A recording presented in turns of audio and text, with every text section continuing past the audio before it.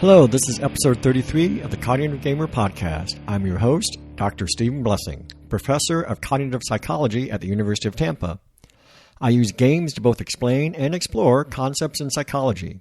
In this episode, I'm going to go a bit meta as I talk not about how our cognitions work as we play a game, but rather how best to learn a game. Are there particular ways or methods of learning the rules to a game that are better than others? Let's see what the learning sciences have to say. Before beginning, I should say that this particular topic idea came in from a listener, Jeff Warrenter. He had written a blog post on BoardGameGeek.com concerning this topic and was curious if I had anything to add. I emailed back my thoughts and a couple of references, and he wrote another blog post. I encourage you to read those posts, which I'll link to in the show notes, but I thought I would also add in my thoughts concerning this topic during this episode. I'll begin by making an absurd statement, but one that I believe sums up the situation quite nicely, not only for learning games, but for learning anything. I hate to break it to you all, but it turns out that learning is hard. Obviously, I say that partly facetiously, but also to point out that there's not a magic bullet when it comes to learning. There are some good, research-proven ways to make it more efficient and enduring, but at the end of the day, learning requires some amount of efforts on the student's part. Be it learning your times tables, how to speak Spanish, or even digesting the rules to a game like Gloomhaven. Some things are extrinsically complicated, like calculus or the rules to the crunchiest Euro game, and thus will require more effort to learn if all other things were equal. However, regardless of extrinsic difficulty, there are things that the learner and teacher can do to make learning the thing easier, and these are the things I'll highlight in this podcast. Before I get to the research-proven processes and techniques, I'll mention one thing that doesn't have any real empirical support, but does have some cachet in certain circles, that of learning styles. I've heard students say that they are a auditory learner or maybe even a kinesthetic learner, but the actual research literature has no real support for these learning styles. I'll link to a 2018 article by Olga Kazan that lists a number of studies done by well-respected learning scientists that describes studies all containing a null result for learning styles. Suffice it to say, teaching in general, and specifically teaching board games, does not hinge on knowing if the learner indicated having a more visual or auditory learning style. That's not to say there are not individual differences in learning, but simply that those differences are not correlated to learning styles. Instead, differences in learning can be linked to things like motivation, working memory capacity, and previous knowledge. I've mentioned some of my previous work in earlier episodes, but for this podcast, I'll use a past paper I helped to write to frame the discussion. A lot of my past research centers on learning more complex material, like algebra or geometry, but I did do a study with a colleague looking at the ability to remember television commercials. My colleague, Lisa Haverty, was working with an advertising firm at the time and wanted to develop a model of how memorable commercials were. Ultimately, commercials are trying to sell you something, and to do so successfully, they need to be memorable for the product brand they are trying to push. The model that she and I developed uses a small number of cognitive principles, ones that are applicable not only to remembering commercials, but also rules to games. We developed a model we called CogScore, and it contains 6 different components: implicit affect, sensory processing, working memory, knowledge representation, elaboration, and cognitive engagement. Any commercial could be rated on a 4-point scale on each of these measures, with higher numbers indicating better adherence to that particular component. I'll discuss each of these components shortly, but in order to back up what I'm saying here, let me quickly tell you about the success we had using the model. We used CogScore to rate the commercials showed during the 2006 Super Bowl. Super Bowl commercials had a number of interesting and useful attributes for us, such as the fact that many people see them and only see them the one time. We polled people almost a full year after that Super Bowl was played as to if they remembered the brands within the commercials. Let me be clear, we weren't just looking for a fuzzy memory of the commercial, but rather we wondered if the participants remembered the actual brand being advertised. We found a significant and positive correlation between CogScore and people's ability to remember the brand. And this correlation was significantly higher than if you correlated the likability of the ad with brand remembrance. Indeed, people's ability to remember the brand in the highest rated commercial, featuring Budweiser and a magic fridge, was better than their ability to remember who won the game. Pittsburgh Steelers beat the Seattle Seahawks 21-10. Let's talk about each of CogScore's components. My claim here is that not only are these aspects important for remembering commercials specifically, but in general, these sorts of things come into play anytime you want to remember anything. As such, learners and teachers should keep this in mind and try to maximize its usefulness when learning or teaching new material. First up is implicit affect. Essentially, this is how much you like the thing. In our study, we use the ad meter ratings of these commercials as a proxy for implicit affect. That is, the higher rated commercials per ad meter, the higher the rating on this CogScore dimension.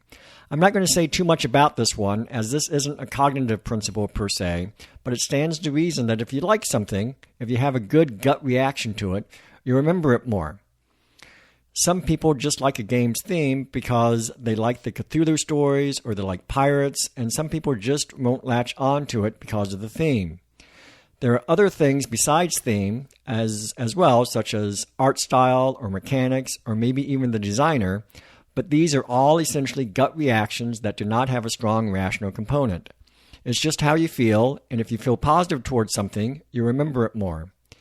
If you want to learn a game, it stands to reason that if you intrinsically like something about the game, you remember how to play it better. There's not much the game's teacher can do about this, except to perhaps be enthusiastic themselves about the game and to pick games to teach with the learner's interests in mind.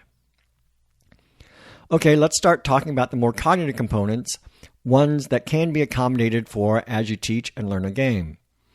First, the information has to come into your cognitive system through sensory processing. This component reminds us that humans can't process everything coming in through our ears, eyes, and other senses. We can only attend to a small slice of it, as I discussed more fully in episode 3. I'm sure you've all seen commercials where there is a voiceover, text on the screen that doesn't match the voiceover, and then maybe a graph and some music and sound effects. That's too much. When presenting information, be mindful of how the information is being presented and don't overwhelm the learner, be it through video, a rulebook, or a live playthrough. If you're using multiple modalities, be sure they complement each other and don't compete for attention. And, as we'll see in the later components of the model, make sure you give each segment enough time so that the information can be processed by the learner. Next up is a trio of components surrounding how memory works. I've touched on memory a number of times in these episodes and had a good discussion of a basic model of human memory back in episode 11. The first component in this group is working memory. It is no secret or surprise that we can only keep around a few items in our conscious memory, our working memory, at any particular point in time. We are very limited in terms of the number of items or chunks that we can have in working memory. Episodes 7 and 28 have a lot more information about that, but in general, we can only consciously consider about 3 to 4 meaningful pieces of information. In commercials, you only want to have a couple of big ideas in there. I've seen medical and financial commercials that try to pack a lot more in. Likewise, when you teach a game, you want to make sure you don't overload the learner with more than they can handle at any one point in time. Make sure to parcel the information out slowly, and, the best you can, make sure items get committed to a longer-term store before you introduce newer items. In short, unless the game is very simple, don't teach it all at once.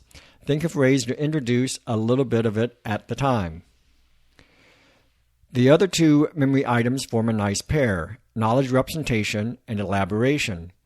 With regards to knowledge representation, as we wrote in the paper, different people know different things.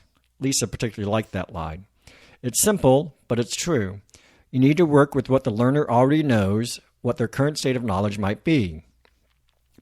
If you are trying to teach someone how to play spades, and it's the first time learning how to play a trick-taking game, you're going to need to explain rounds and tricks and trump and all of those other sorts of concepts. But if they already know how to play other trick-taking games like hearts or euchre, then you can assume they have much more of that type of knowledge. In thinking about commercials, you need to assume what type of knowledge your typical viewer might have. In writing a manual or teaching a game to someone, you also will need to assume what the person brings to the table. Pun intended, I suppose. Obviously, you'll teach experienced gamers differently than novices, but there are probably also more subtle ways in which you might want to consider this. For example, you might teach Wingspan slightly differently to someone who knows birds versus someone who doesn't. Or, if they're coming from role-playing, maybe you'll teach Gloomhaven slightly differently. Working with someone's previous knowledge is key to teaching them new material. The elaboration component of CogScore is all about how the information is interconnected within the commercial, or within the instruction for our current purposes. Increasing the probability that information is remembered when it needs to be remembered is all about linking all that knowledge together, so that you have multiple routes to retrieving when it's desired. The more hooks and connections you can give people, the better. As indicated with the knowledge representation component, building off prior knowledge is an awesome beginning. But as you start to give them new information, make sure it's all connected together as well. Don't just tell them disjointed facts and rules. Knowledge that doesn't get hooked up together and becomes irretrievable is referred to as inert knowledge. If a rule ends up being lost in isolation, it's not going to be applied properly. I'm sure we've all forgotten a rule because it only applied in a special case that doesn't happen very much, so that rule is not well connected to the others. When you teach a game or write a rule book, make sure everything connects together. Tell a story and try not to have too many special case rules, if any. Games where the mechanism and theme complement each other are easier to teach because connecting everything together is so much easier to do. The last component of CogScore is cognitive engagement, which we used as a proxy for active processing. This measures if the watcher of the commercial or the learner of the rules is actively processing what they are watching or listening to. As you are teaching, do what you need to do to ensure engagement. Ask questions, make jokes, see if they have any questions. Don't just spout the rules one after another. Also, mental underload can be just as bad as mental overload. You don't want the learner to be bored. There's a just right level of engagement to ensure the most efficient learning. We have now quickly touched on each of the 6 components of CogScore: implicit affect, sensory processing, working memory, knowledge representation, elaboration, and cognitive engagement. As indicated, Lisa and I developed this to assess the quality of commercials as measured by the probability of the watcher remembering the brand. But I believe these components will come into play in not too dissimilar a way when remembering and learning anything, including rules. These are the basic underlying principles that underscore all of learning. And as I said at the beginning, learning is hard because you have to worry about all these different things. With that in mind, let's consider how these principles can be put into practice in teaching games in light of different techniques that have been used to do so. Let's get to 2 of the common ways people learn games: by reading rules and being taught by another person. First up, reading a rule book. As long as there have been games, I imagine there have been rule books, or at least rules on the back of the lid. I imagine Egyptian games of Senet in ancient times being packaged up with hieroglyphic rules on papyrus. I don't envy those who write rules. You have to be complete, covering all possible conditions, clear, and not assume your player comes to the table with any but the most basic of knowledge. How many sets of rules start with, first, put the board in the middle of the table within reach of all players. It's also a one-size-fits-all kind of affair. You will sometimes see quick start rules, but generally it's a singular set of rules in the box. That means you can't do much with the knowledge representation aspect of what you provide. However, you can worry about sensory processing in terms of the text, tables, and pictures you provide, making sure things are clear from a visual layout standpoint. Given that you need to be methodical, you can do so with working memory constraints in mind, while providing the elaboration needed in order to have all the rules hang together. Lastly, in as much as you can make the rule set interesting, do so in order to provide that hook of cognitive engagement. Just as popular as learning rules by reading them is learning rules by being taught them by another person. In the educational tutoring literature, this is the gold standard of learning new material. by being taught it by a human tutor. In a very influential study, Benjamin Bloom observed that students taught one-on-one by a human tutor scored 2 standard deviations higher than those taught by conventional means. In a mathematical sense, that means 50% of the tutored students scored higher than 98% of the conventionally taught students. Human teachers, when engaging with a single student or even 2 or 3 others, as when being taught a game, can maximize all the COG score components by individualizing the instruction. The game's teacher can account for the previous knowledge and interests of the people learning the game, making the teaching be more focused and efficient. I personally like learning the rules for a new game by watching a rules video, particularly those by Rodney Smith. For certain games I have my students play, when I can't teach the rules, I have them watch a video ahead of time. Videos offer some advantages over text, such as seeing the game in action with its components, and many people will find them more engaging. And, while any single video will have to assume the knowledge state of the listener, different people can produce different videos that assume different levels of knowledge. That is, Rodney Smith tends to assume very little previous knowledge of games for his listeners, but other video creators assume at least a bit more knowledge for shorter videos. And if you already have a lot of games-based knowledge, perhaps a 5-minute rules explanation will work instead of a 12-minute one. Rodney also does a very good job at observing working memory limitations. On the downside, it's hard to refer back to videos to remember a rule as you are playing, and you might not be able to put all the rules in the video, or if you do, you start to bend some of the cognitive principles like elaboration. There are other techniques I have seen some recent games do. For example, Fog of Love has all of its cards packaged in a predetermined order with tutorial cards interspersed within the decks. For your first playthrough, you do not shuffle any cards, but rather just put the cards down in the order they were packaged. The rules then get introduced to you as you need them during the natural play of the game. I really enjoyed this approach as you get the game to the table as quickly as you can, and then the rules are nicely already chunked for you in the order and timing that you need them, so you're not overwhelmed during your first playthrough. Kudos to whoever did that, for I imagine that was a time-consuming task. I managed to get Wingspan near its release, so my copy doesn't have this, but I understand that it now ships with a quick start guide, a small number of cards, and a short walkthrough of the first few turns of playing, indicating which cards should be played when, as another way to introduce new players to the rules. Both of these games are catering to players who may be new to the hobby and so might need a bit more guidance in learning how to play. But in general, I think this is a great idea for mini-games. Another approach I like is one that is made by Magic Maze, where it goes through 8 or 9 increasingly more complicated setups and scenarios to gradually introduce new rules. Mechs and Minions and also Jaws of the Lion does this to some degree as well. Many video games also do this as you start out, as it's going through its tutorial mode.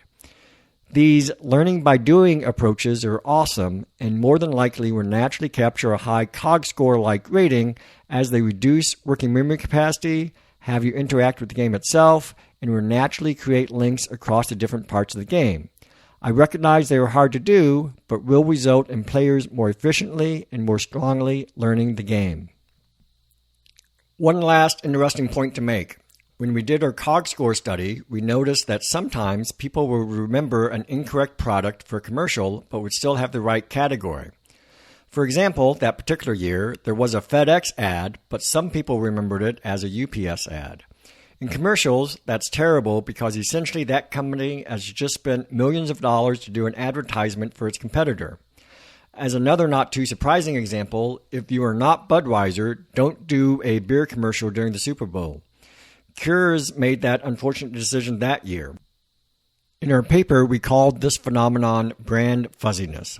Right category, wrong brand, and you need to figure out how to avoid it. Because again, you would be wasting your money if people not only don't remember your brand, but rather remembered a competitor's brand. There's a similar thing that goes on with rules. Perhaps we can call it rule fuzziness, and it would play out as right rule, but wrong game. You might have a rule, perhaps for very good reasons, that is similar to, but still different than a rule in a similar class game. You need to make sure your players are aware of the difference in design and teach things with that in mind. In many deck builders, when you have exhausted your deck of cards, you take the discard pile, shuffle, and start going through that shuffled deck. But in Aeon's End, you don't shuffle, you just flip the discard pile to the play pile. That allows for even more strategic planning. However, I imagine a fair number of people shuffle the discard deck due to rule fuzziness. As another example, I was playing Love Letter just last week, and I misdealt twice because I gave everyone their initial card, but then when I went to lay aside the one card per the rules, I flipped it over. I believe because I wanted to start a discard or a choose pile. Oftentimes, proceduralization is fine, like we discussed in episode 22, but it can get in the way of learning new stuff, and instructors need to be mindful of that. I overcame my issue with Love Letter by starting to deal to an imaginary fifth player in order to not feel like I should turn over the card. That brings us to the close of this episode on how to teach and learn games. I hope you enjoyed learning about CogScore and how its components could be thought of as you teach and learn your next game. As always, I welcome any comments or questions you may have, so please email me, steve@cognitivegamer.com, and also visit my website, cognitivegamer.com. Also, you can like me on Facebook, Cognitive Gamer, or follow me on Twitter @cognitive_gamer. And if you like the podcast, please give a rating in whatever service you use to play podcasts. Just like most dice rolls, higher is better. This will make it easier for other people to discover the podcast. Until next time, remember to think about what you play and have fun doing it.